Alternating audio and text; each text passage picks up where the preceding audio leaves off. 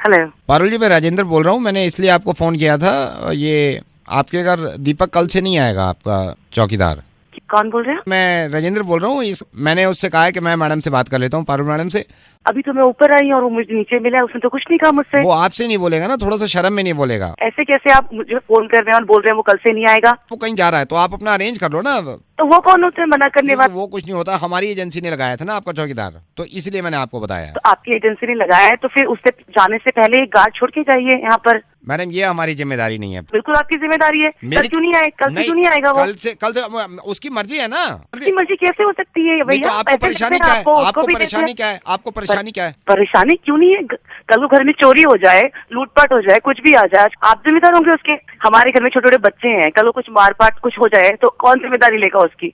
Safety नाम की चीज होती है, इसलिए तो रखा है हमने गार्ड यहाँ पर।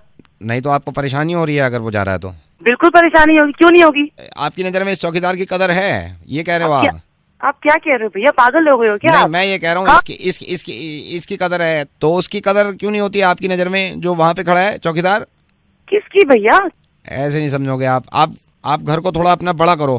पागल हो गए? तो पी के फोन कर रहे हैं क्या? नहीं, घर तो बड़ा करो ना, फिर आपके समझ में आएगा। कितना बड़ा? क्या कह रहा है तू? इतना बड़ा करो जितना आपका ये शहर है ना। नहीं, आप अपने घर को इतना बड़ा कर लो जितना हमारा ये मुल्क है ना, हिंदुस्तान, हमारी कंट्री, इतना बड़ा कर लो। फिर आपको समझ में आएगा पारुल मैडम के उस घर के बाहर एक चौकीदार खड़ा हुआ है। सुनिए आप, मैं समझाता हूँ आपको। उस चौकीदार को सोल्जर के नाम से जानती हैं आप, आर्मी ऑफिसर के नाम से जानती हैं आप। अब मैं आपको वैसे समझाता हूँ। जब आप अपने आईपैड में कैंडी क्रश खेलती है ना और उसमें बबल्स फूटने की आवाज आती है, उस वक्त इनके कानों में डायनामाइट फूटने की आवाज आती है, बॉम्ब्स फूटने की आवाज आती है। उसके बावजूद ये हिफाजत करते हैं आपके घर की। आपको मालूम है, आपके बच्चों की हिफाजत करने के लिए, आपके बच्चों को प्रोटेक्ट करने के लिए वो अपने बच्चों से दूर रहते हैं। और सुनिए, जब न्यू ईयर की पार्टी में हम सब मशगूल थे ना, सब बिजी थे, उस वक्त ये पठानकोट में हमारे मुल्क में कोई आंच ना आ जाए उसकी तैयारी कर रहे थे। ये सिर्फ इसीलिए लड़ रहे थे कि आपका आने वाला साल बहुत बेहतर और हिफाजत से गुजरे। और सबसे खूबसूरती की बात, ये जिन घरों की हिफाजत करते हैं ना, इनको मालूम ही नहीं होता उन घरों में किस मजहब का इंसान है। हिंदू है, मुसलमान है, सिख है, ईसाई है। बस इनको ये होता है कि ये मुल्क हमारा घर है और इसकी हिफाजत करनी है। और मैं सिर्फ अपने मुल्क की बात नहीं कर रहा, मैं हर मुल्क के आर्मी ऑफिसर की बात कर रहा हूँ जो अपने मुल्क की हिफाजत करता है। उसको सैल्यूट है यार, वो जान लगा देते हैं अपने मुल्क को संवारने में।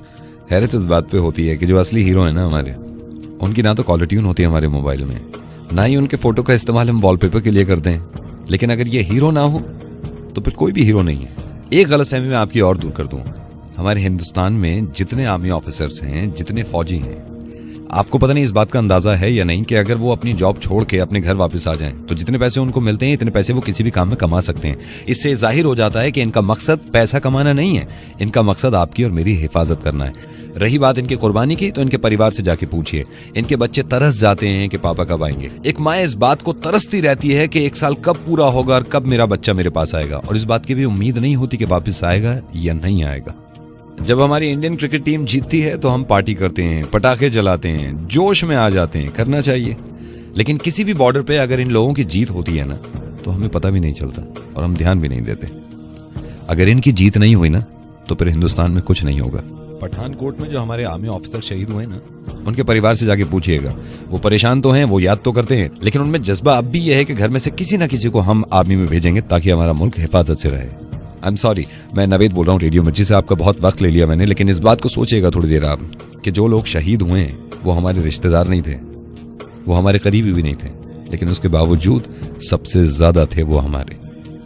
आपसे बात मैं इसलिए कर रहा हूं कि मुझे हैरत हुई थी, किसी ने मुझे भेजा था आपका फेसबुक अपडेट जिसमें आपने आर्मी ऑफिसर्स के बारे में कुछ लिखा था, जिसे पढ़ के मुझे हैरत हुई थी और मुझे लगा कि आपको समझाना चाहिए।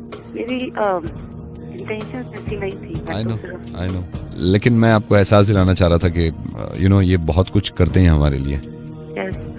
मैं अब कभी ऐसी बात नहीं करूँगी। Thank you so much Parul, thank you so much.